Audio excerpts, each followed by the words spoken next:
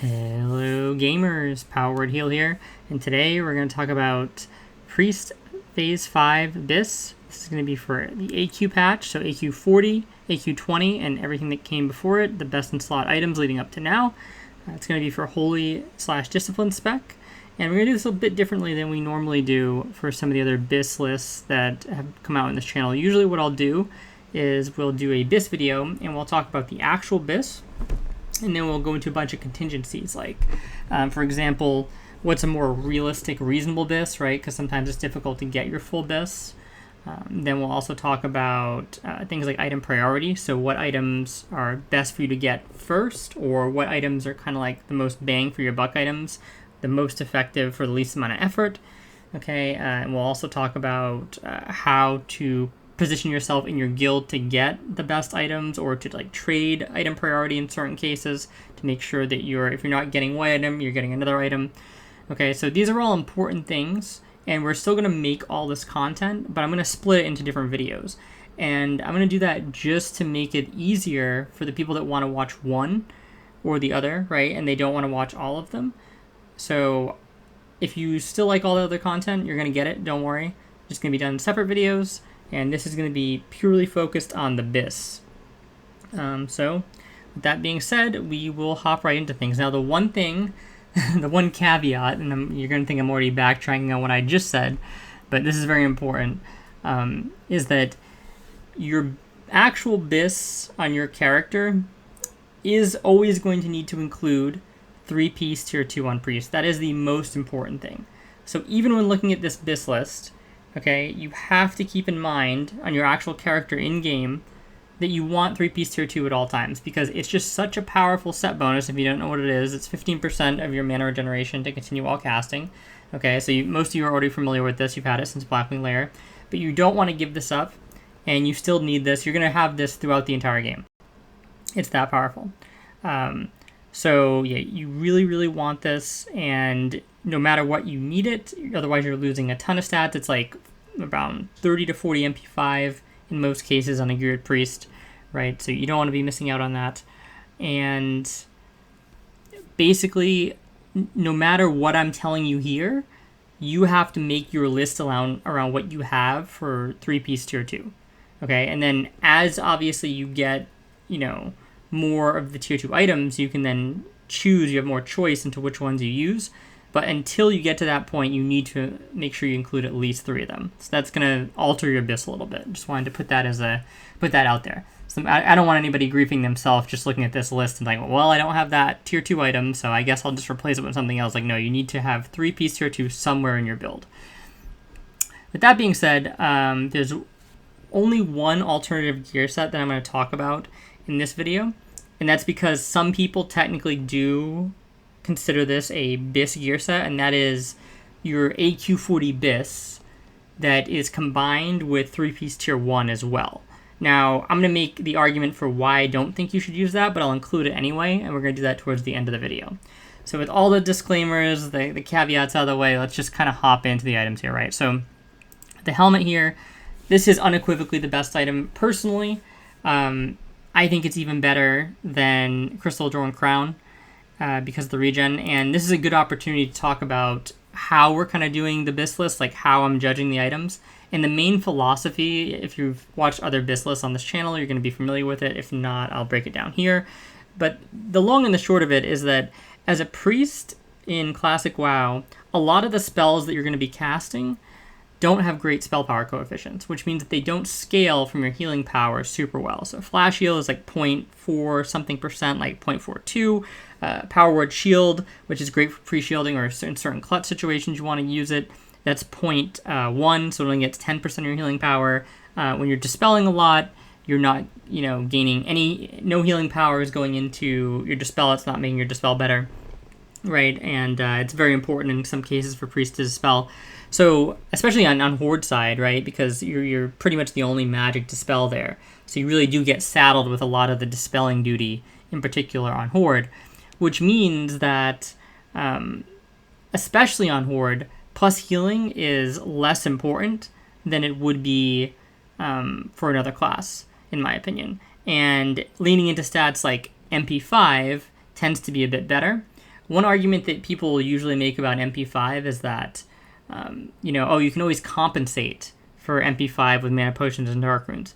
This isn't really true, because you can still easily go using mana potions and dark runes on cooldown. Like, you can be doing enough in most of your raids, if you're really on the ball with your healing and dispelling, where you're still going to be at a mana deficit if you're going pretty fast while using potions and dark runes. If you're going in like a really slow guild, then maybe this doesn't apply to you, but for most reasonably paced guilds, you can find a way to spend your mana. So the mana per 5 pretty much always helps, and especially now they've pretty much nerfed flask potting. So flask potting is when you use Flask of Distilled Wisdom to eternally regenerate your mana.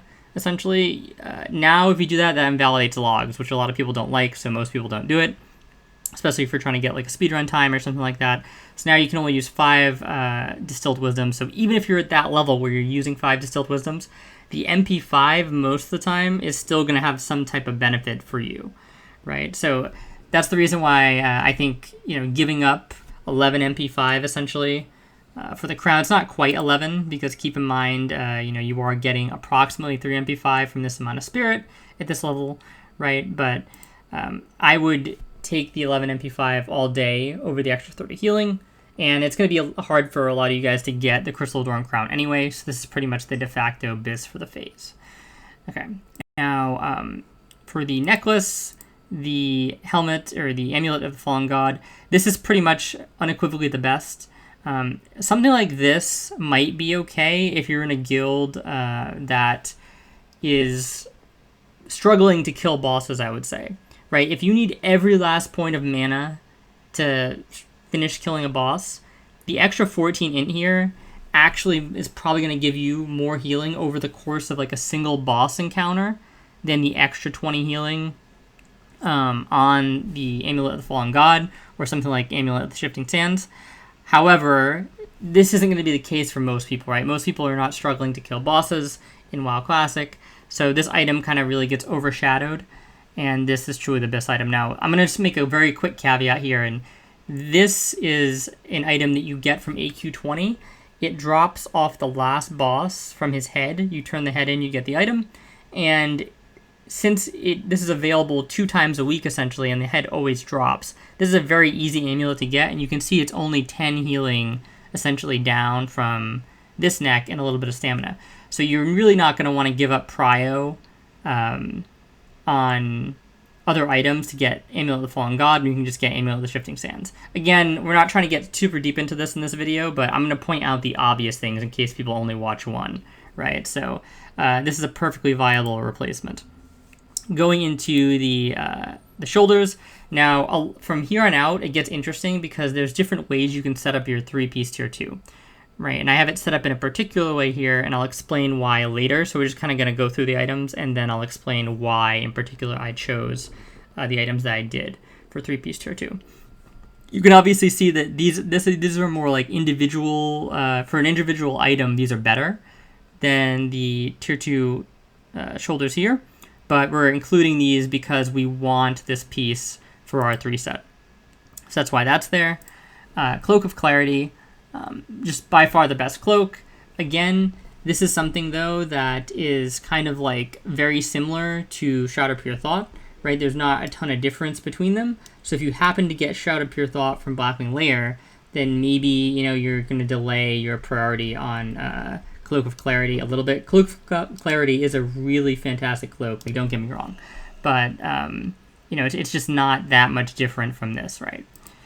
So going into the chest here, Robes of the Guardian Saint. Now this is interesting because if you actually did craft your True Faith vestments here, right, you'll notice that they're actually very similar items. So you actually have a little bit more healing on the True Faith. You get the Fade cooldown reduction, right, which you don't get here, and then you have basically around the same amount of MP5. You're just missing 1. So this is actually a case where if you're not using the Priest tier 2 chest, right, it's very interchangeable between using True Faith or Robes of the Guardian Saint here. So again, you may not really want to put a bunch of priority into Robes of the Guardian Saint It is just listed here as technically BiS because there's 22 extra intellect on it, which is pretty substantial.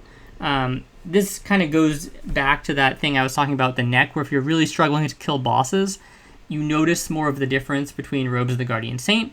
But if you're not really struggling to kill bosses, you're not dumping your mana down to the very last point, then you don't really notice the difference quite as much. You can just go with True Faith. Okay, so going with Bracers here. So Bracers, again, we skip the best option, right, because we need the 3-piece tier 2, and it has to come from somewhere. So therefore, we downgrade one to this, because these are unequivocally pretty much better than the tier 2 Bracers in every respect, right? It's just 20 extra healing, and the stats are essentially very, very similar. Lose a little bit of spirit. So yeah, we're just using these for the 3-piece, and we'll talk about that in a little bit.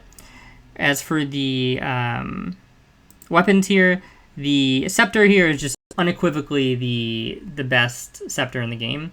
Or not the best Scepter in the game, but the best Scepter of the patch. Like, this is far and away the best healing item you're going to have access to in AQ40. It's one of those things where sometimes in a raid for the end boss, the items are really, really strong.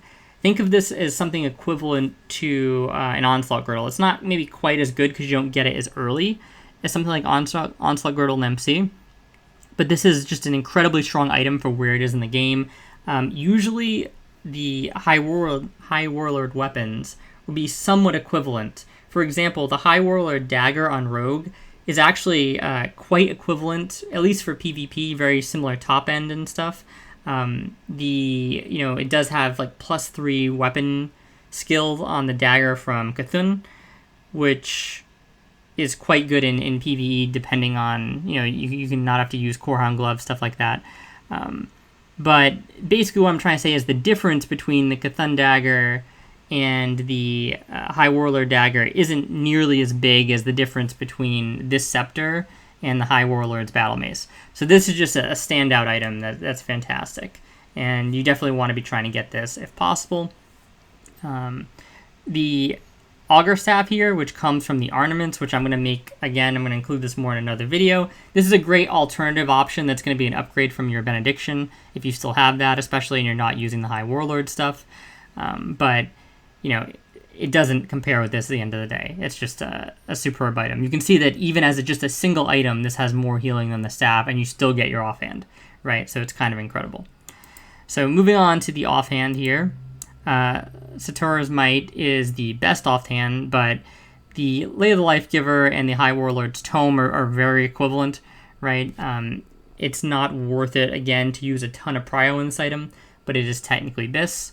So usually, like, either one of these is kind of okay. A lot of healers aren't going to do this quest. In my opinion, this item is even a decent item, but it's just not, like, really something that a lot of people are going to go out of their way to do, if that makes sense. So I would just stick to, if you don't have any of these other options, just stick to the AV offhand, but this is technically BiS.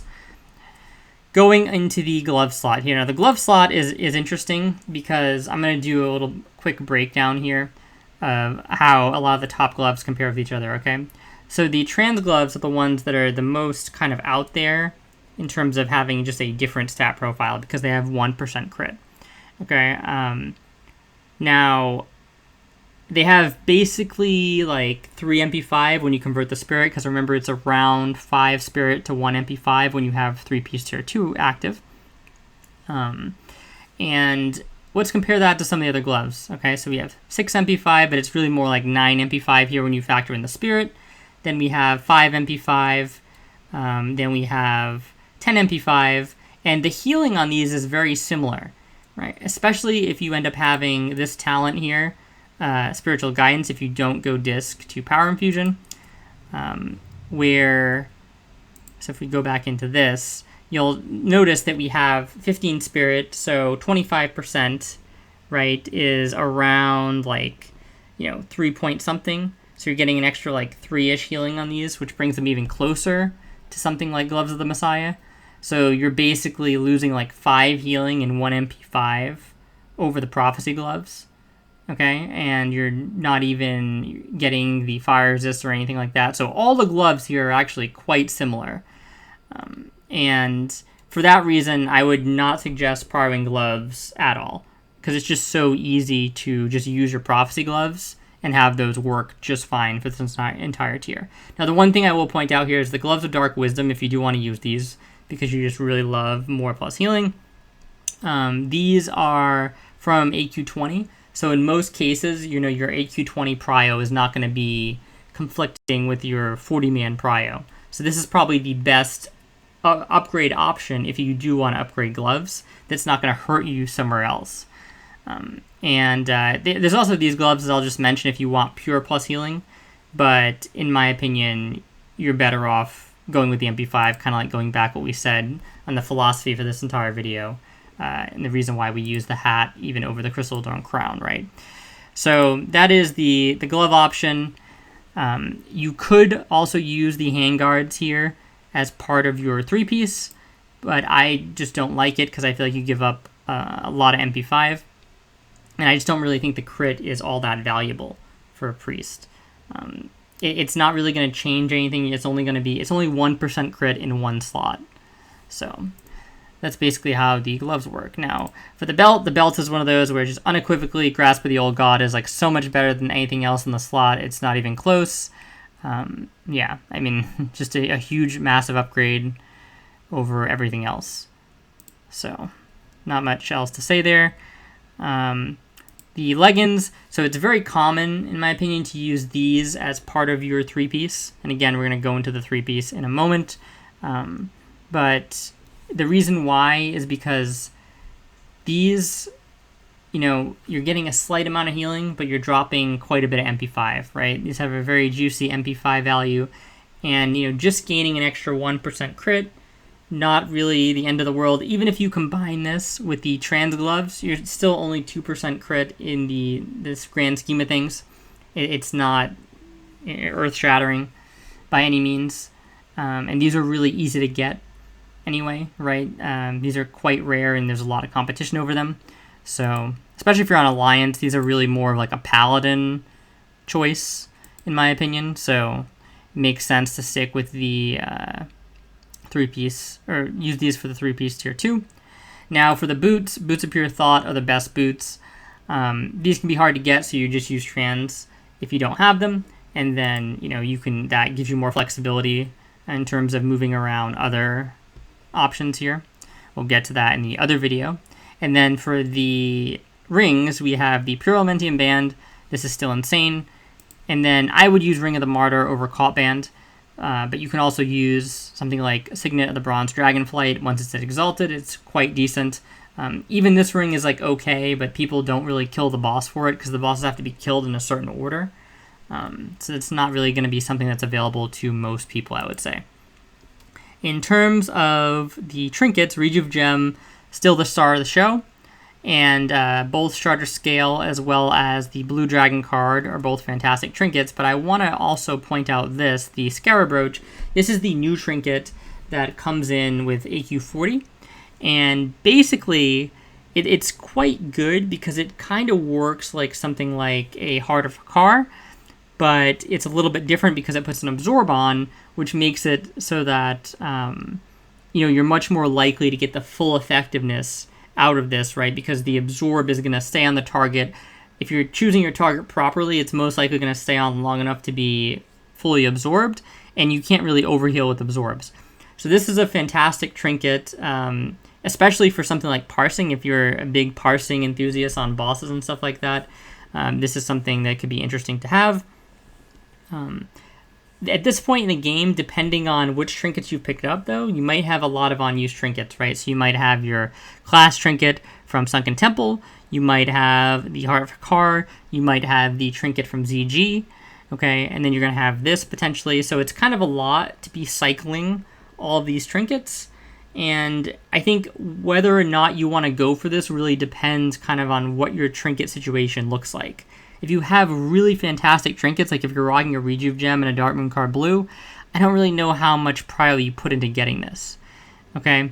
Especially if you already have Heart of Hakar, you have the ZG trinket, you have active trinkets you can swap in, then maybe you don't care about this as much. But if you're lacking for good trinkets, then, maybe this is an option that you really consider. So this is an underrated item. I think like a lot of people don't mention this. They don't really know what it does, but it's pretty good if you use it properly. It's just that it just kind of flies under the radar, I feel like. So I wanted to mention this. I might do a separate video on this, but I just figured I'd mention it there for now. It's difficult to include trinkets really in like a BiS list because you do a lot of trinket cycling again, so it's kind of hard. For the wand here, this is a wand from AQ20. It's BOE, so it can be sold in the auction house, and it's your BiS wand.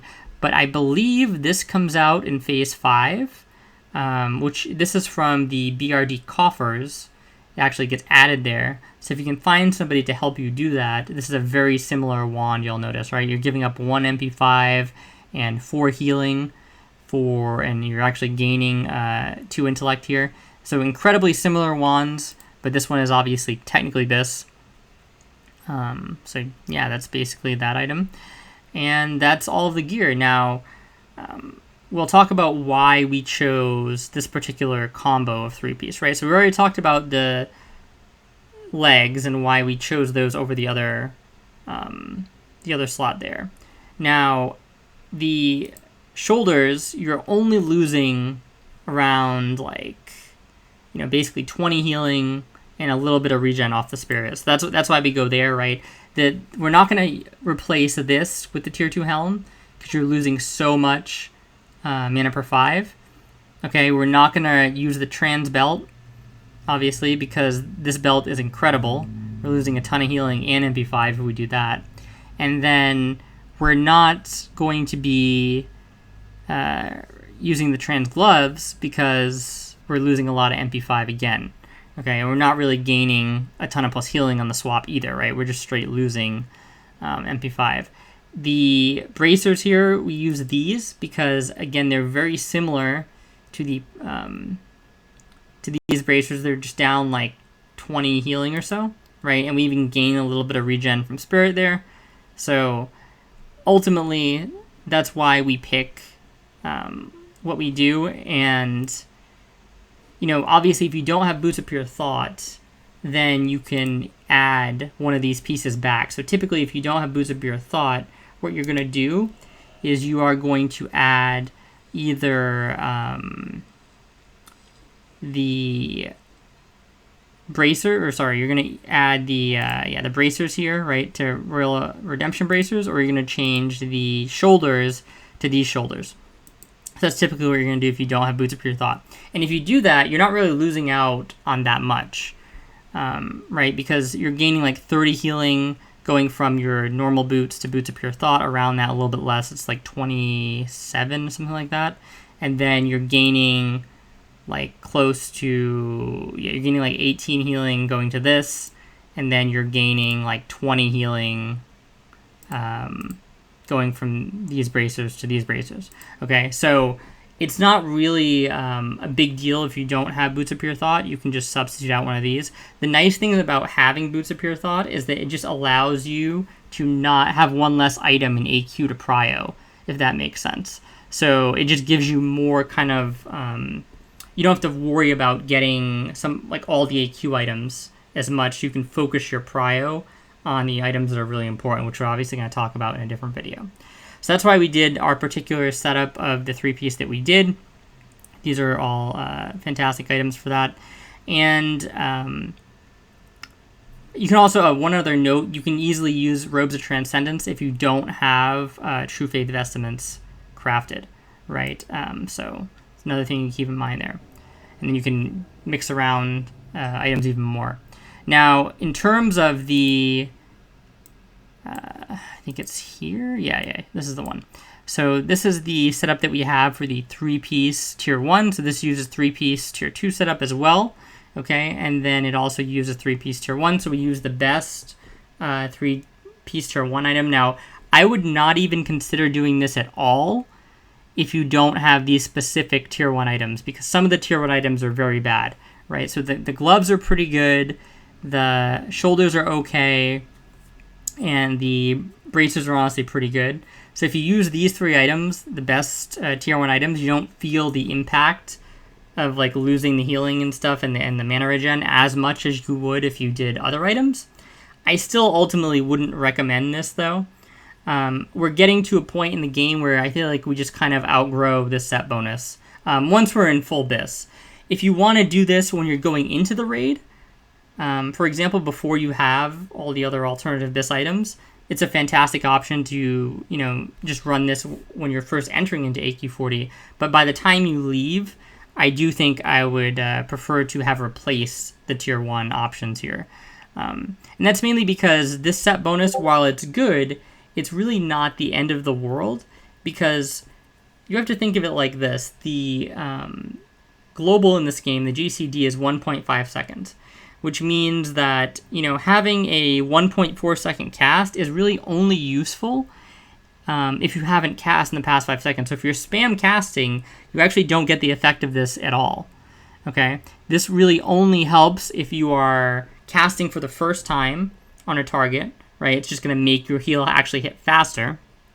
And then the other option is if you're chain casting on something, because when you start your cast, it doesn't incur the GCD. The GCD is only incurred once the cast finished, right? So that's why you can sit on a target and you can cancel constantly and cancel spam, cancel spam, cancel spam. This will be helpful for that because you're still getting the minus 0.1 seconds on obviously every new heal you're casting there, because you're not letting them go through back to back to back to back.